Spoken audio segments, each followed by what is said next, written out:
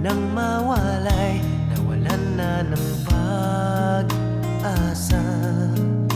Lungkot at pagkalumbay ang lagi kong kasama.